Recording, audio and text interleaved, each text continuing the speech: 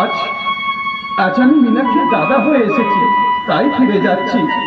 যেদিন আমি তোমার ভাই হয়ে আসবো, আমি আমি পেট ভরে খেয়ে যাবো দিদি, আমি পেট ভরে খেয়ে যাবো।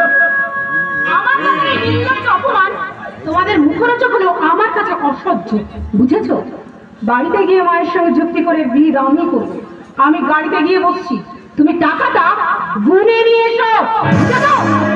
তাহলে দাদা আমার টাকা এক টানা করে